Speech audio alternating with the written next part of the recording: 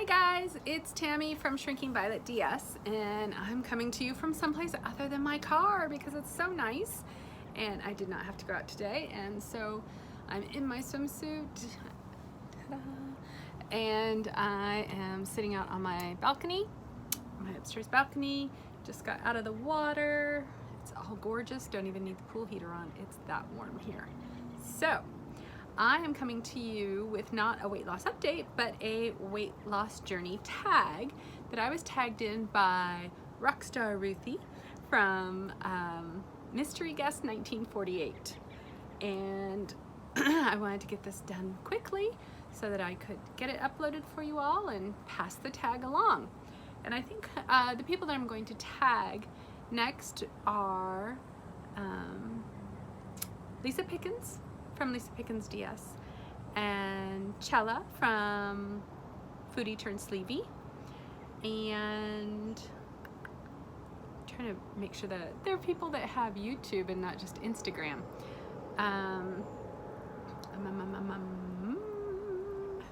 Who else do I watch? I watch so many of you guys. How about Schwig, Donna from Schwig? So I'll be tagging the three of you on Instagram with a link to this video so that you can see it.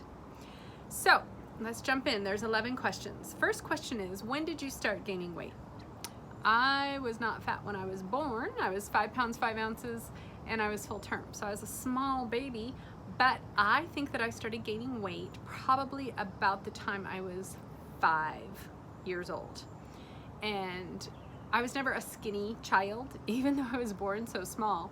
I was always a pretty healthy child. I come from Southern roots, and so, you know, my granny always had biscuits and gravy and fried green tomatoes and fried everything, and she was a fantastic, fantastic cook and baker. And so we always had good food around when she was visiting, and my mom's a good cook too. But when I was about 4.5, 5 years old, I learned to read, and that has been my passion ever since. And despite the fact that I grew up in the mountains and we had tons of property and we had a huge garden and lots of animals and forest and kind of a big pond, small lake kind of a thing, I was never an outdoor girl. I would go out because my parents would make me go out, but that was not my happy place, except to be with my animals. I love to read. I like to be indoors. I liked hanging out indoors, reading my books about all the exciting things that were going on around the world, solving mysteries, living other lives. I just loved to read. It was a way to visit the entire world without ever leaving my little mountaintop. So yeah, I think I became very sedentary as soon as I learned to read. And then of course you go to school and you're more sedentary there as well. So I would say 5. Next question is, are you an emotional eater? Yes, but not all emotions. Ruthie said that she would name an emotion and she would fill it with food. That's not the case for me. I am not a angry eater at all. When I get angry, I have no appetite whatsoever. And I'm not a sad eater, but I'm a happy eater and I'm a bored eater. And I'm a happy eater because, again, I think it's, you know, those childhood Southern roots, and, you know, lots of families have this, where if you have a large family, I'm an only child, but my mother is one of 6 children. My father's also an only child, but my mother's one of 6, and so I had tons of aunts and uncles and cousins and extended family. My grandfather was also one of 6, so we had his extended family. So family and socializing meant food, and I inherited my grandmother's love of cooking and baking and entertaining, and I do a lot of it. And to me, a happy social occasion just always involves food, and I'm known for putting on big elaborate spreads, and you know, it's fun. I enjoy it. It's something that I'm not artistic in any other way. I cannot hold a tune, I can't paint a picture, I can't make a sculpture, but I can cook like nobody's business. And so that's how I get my creative outlet, decorating cakes and making new recipes and things like that. And that's how I get my kind of my positive feedback from my friends and family, is by feeding them and knowing that they are enjoying the fruits of my labor. So I definitely feel happiness with food. Boredom, for sure. And that's, I think, part of that is being an only child, and growing up in the middle of nowhere. I didn't have a lot of people to talk to. My parents were self-employed, and so they were very busy. And from the time I was very small, I had a room in their places of business, and it had a bed and a record player and books and coloring things and stuff like that. And so, you know, I would hang out while they would work, and sometimes I would help them in the warehouses or whatever. But there was a lot of hanging out time when I was a kid. And my mother was pretty strict about not having garbagey food around. I wasn't allowed to have a lot of processed foods or anything like that. Sweets were definitely a treat, a sometimes treat. I wasn't even allowed to have peanut butter on a regular basis. I had to go to friends' houses to get peanut butter because the dentist told my mother that it sticks to your teeth and makes other things stick to your teeth and gives you cavities. And I love peanut butter. That is like my favorite thing. Peanut butter and pizza are my two favorites. So yeah, and it was the 70s, and we lived in Northern California, and so, you know, healthy organic stuff was all the rage. My father had a huge garden. We had a garden that was over an acre in size, and grew all of our own vegetables, a lot of our own fruits, raised our own chickens, raised our own turkeys. We had goats for milk, all that kind of thing. And so, yeah, I got healthy food. But apparently I got too much of it. So, yeah, boredom, I wasn't allowed to fill it with food, but I would sneak food to fill it. And not like on a huge basis. I mean, there really wasn't that much. But, you know, I would grab a banana or something like that without asking, that kind of thing.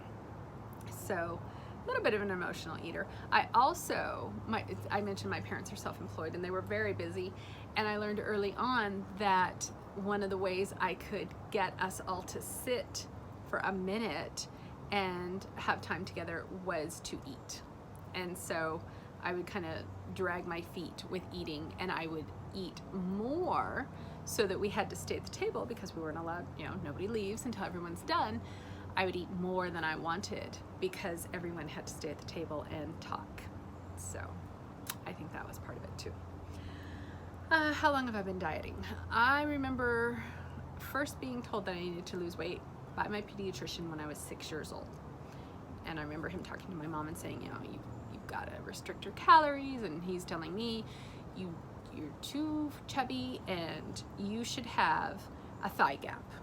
I was never gonna have a thigh gap until after surgery. I never did have a thigh gap. It didn't matter, even when I weighed 127 pounds, no thigh gap. I was not built that way. Very curvy. I always had an hourglass figure, and I always had thighs. And I remember this, you know, man in his mid-50s, skinny as a rail, and pulling his trousers back against his thighs so that I could see that when he put his legs together, he had a thigh gap, and that I should have one of those too. And it just became one of those unattainable things, and, you know, kind of a, why even bother, because I'm never gonna get that. Anyway, that was not helpful, just so you know. I hated that doctor, and I was little, and I still didn't like him. Am I following a specific diet? I follow high fat, low carb. And I preach it from the mountaintops because it has always worked for me. Even pre-surgery, it worked for me. The difference in post-surgery is that I can now sustain it. So yeah, up your fat, lower your carbs, and watch your sugar. Not all carbs are created equal, but all carbs are carbs. Have I cut out any foods completely? No. And that was very deliberate on my part. when I was deciding to get weight loss surgery. My whole process went very quickly. From the moment that I decided, that I committed to myself that I was going to be getting it, which was the 1st of February 2017. It was 2.5 weeks later that I was on my pre-op diet, and 5 weeks later, that from the 1st of February, so March 9th, that I was having my surgery. So it was very quick. So I watched everybody's YouTube videos, and I learned about food funerals, which I had never even heard of before. And I kept thinking about food funerals, and I never had one. And it was weird because I would walk through the grocery store and I would look at Oreos and I'd think, ooh, I should have those. And then I didn't get them because I thought, you know what? You will always be able to have Oreos. You don't need them right now. Right now, you need to concentrate on getting your body ready for surgery. I knew the dangers of a fatty liver. I didn't have fatty liver disease, but I did know that the smaller your liver, the less likely you were to have complications, because fatty livers are very delicate. Livers are very delicate to begin with. They bleed a lot, and a fatty liver is even more delicate and bleeds more. And your liver sits right on top of your stomach, and so if your liver's too big, they have to use retractors to push it out of the way, and that can lacerate your liver. And so I knew that I wanted my liver to be as small and healthy as possible, and I was really dedicated to that for those 5 weeks before surgery, even before I had my pre-op diet start. And so I didn't eat anything, really. I just ate normally the way I normally would, except that I did, even before my pre-op diet, start eating more healthfully, because I thought, I'm going to be eating this way for the rest of my life. It's going to be a habit, and I might as well start it now. And so I did. And since then, once I healed enough, which took me 4 to 6 months before my stomach could really handle a whole lot of stuff. At that point, if I wanted Oreos PMS, if you've watched my videos, you know that I do get that carb monkey on my back every month. If I wanted Oreos, I had Oreos. And the big difference was I did not have an entire package of Oreos, and I didn't have an entire row of Oreos. I had a few Oreos, 3 maybe, and I was fine. And so I think because I never told myself that I couldn't have something, I never felt desperate to have it. So I never say that there is any food off limits, even the ones that blow me up like a blimp. Let's see. Number 6, have I had success losing weight in the past? Yes, I never lost enormous amounts of weight, like some people have lost over 100 pounds at a time. I never did that. I lost, I went to fat camp twice. Once between my 5th grade and 6th grade years, and I was probably about 50 pounds overweight at that time, and I lost all of that. And I was very small. I'm the smallest that I ever was as a kid. And that lasted about 2.5, 3 years. It didn't last,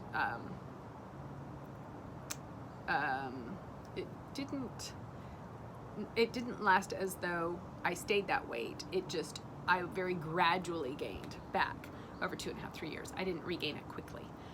So then I went back to fat camp again, and I can't remember if it was between my 8th and 9th grade year or my 9th and 10th grade year, somewhere around in there. I'm thinking 9th and 10th. And I was not as successful at that time, and I was probably still, I bet I was about 35, 40 pounds overweight, and I think I only lost like 20 pounds. I don't know why, I just was not as successful that time. And then I went to boarding school, and my boarding school is vegetarian, and so a lot of carbs, lots and lots of carbs. And I was pretty active because it was a large campus, and so you're walking, from building to building and area to area.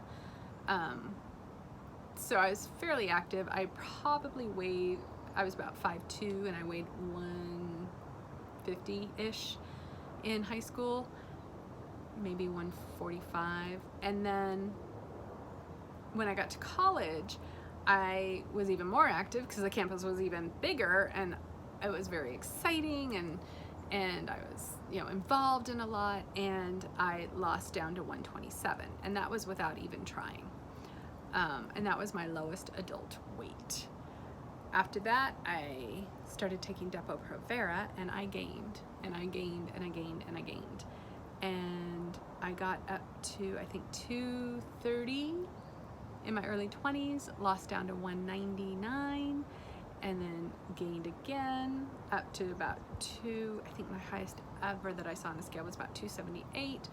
Had a little mini panic attack and lost down to 213 using exercise, and then gained it all back again and was 260 when I started my pre-op diet.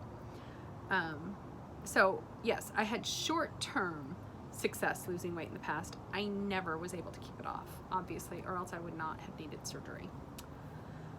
Number 7, do I follow a workout plan? I do not. I've never enjoyed exercise. Before surgery, I did yoga, and I do actually enjoy that. I have had success in the past doing the ellipse machine and that kind of thing. I've never been a big fan of exercise. And after I had my surgery, I didn't feel like I was getting enough calories to sustain any exercise. And I think that bore out actually is pretty true, because I've been fairly successful without exercise. I did, after the first of the year, join an exercise class, a Legree fitness class, which is it's described as Pilates on steroids. It's on a similar machine to Reformer, but it's faster, and it's even more of a workout. And I liked the machine, I liked the exercise, but I did not like taking a class. I'm not much of a joiner. I'm not really, I like being around my people. I don't like being around large groups of people, just in general. Yeah, so I didn't like that. I would consider doing it again in private lessons. I've thought about getting a private trainer, but I just don't feel the pressing need to exercise. I may start back up with yoga for flexibility, and I probably just do it in my house because I practiced for 2 decades, so it's not like I can't do it on my own. My other thought is that I also may get a trainer to put on some muscle after my plastics, so I fill out that skin nicely. What are some of my favorite diets? First I thought that said favorite dishes. That was easier. I don't have any favorite diets. I didn't like any diets. Why? Who likes to diet? That's just kind of a weird question to me. The diets that I use successfully, was the high carb, low fat, Freudian slip. No, was the high fat, low carb. Basically modified Atkins plan, or new Atkins plan is what I think they call it now. And that's the one that I lost the most weight on before surgery. And that's basically how I eat now. How much weight do I want to lose? I don't want to lose any more weight. For those of you who follow me, I declared maintenance a week ago at 130 pounds. I started all of this at 260, lost half my body weight. I thought I wanted to lose down to 120, but I decided that I'm small enough, and that once I get plastics, I'm going to be even smaller. I will be in the 120s at that point, and I think that I'm fine. So no, I don't want to lose any weight. Do I feel I was addicted to food? I don't. Despite saying, I said I would eat a package of Oreos with PMS. It wasn't a food addiction. That was a PMS carb monkey thing. I never was a food hoarder. I never was a binge eater. I liked good food. I knew how to make good food. I could afford to buy good food, and I like to eat a lot of it. And I still eat the foods that I ate before, but now I have the malabsorption from the duodenal switch.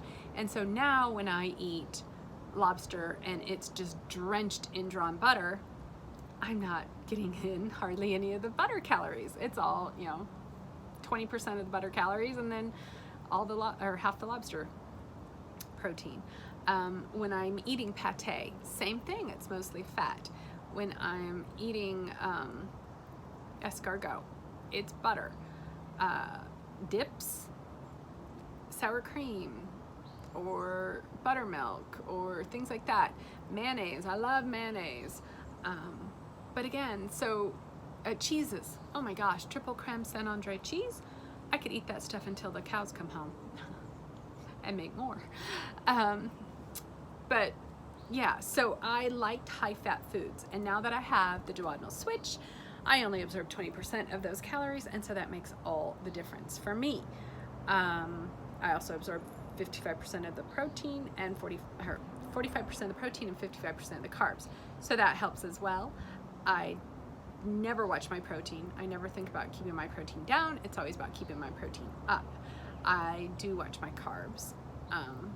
Not as much now that I'm in maintenance, but I do watch them. So no, I never had an addiction, I had an enjoyment. Number 11, am I comfortable with my body now? Fairly, but not really. So I'm comfortable in that I feel good. I can do anything. I fit in places better. I fit clothes better. I look better with clothes on. However, I hate looking in the mirror and seeing all of my saggy skin. I don't like seeing my face sag because it used to be all filled out. I never had wrinkles. So right now I am not very comfortable with the way my body looks. I actually was more comfortable showing my body when I was fat than I am now. However, having said that, I am on the books for a plastic surgery consult, and after that I think that I will be just fine. I was never one of those people who was uncomfortable with my body. I was always fairly comfortable. I don't feel like I'm treated differently now that I'm thin than I was before. I always expected to be treated well. Men always found me attractive. People always held open doors for me, would just randomly come up and very nicely tell me that I was pretty or I looked good or that kind of thing. So I never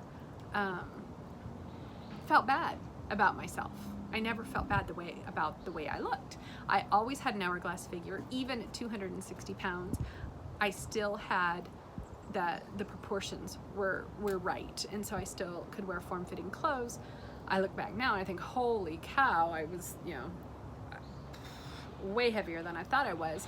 But maybe the fact that I didn't realize how heavy I was helped me project not feeling like I was heavy, because I didn't feel like I was as heavy as I now see that I was. But yeah, I've always been comfortable with my body. I mentioned earlier that I went to boarding school. Part of going to boarding school is that you're in dorms, and being in dorms means that you see naked girls. You shower together, you change clothes together, you have roommates. It's just normal, and so I had to get over that early on. So not terribly comfortable with my body now, but expect to be again. I'm fine with it in clothing, but I do not like looking down and thinking, why do I still have belly rolls when I've done all this hard work? Why do my arms hang when I've done all this hard work? But that's gonna go away, so whatever. It is what it is for now, and soon I will be feeling more at home in my skin because there will be less of it. All right, you guys, that is the weight loss journey tag for me. I will tag the ladies that I mentioned at the beginning of the video, and I will put the questions in the description box below. I hope you all are having a fantastic day. I hope it's as beautiful where you are as it is where I am. I love where I live. Let's see if I can show you my view. It is pretty stunning. Oops, sorry. It just kind of goes on and on and it's, and there's my yard. My yard and my pool's covered up right now. But it's not a bad thing to see every day while I'm working from home. All right, guys, have a great week, and I will talk to you next Tuesday. Bye.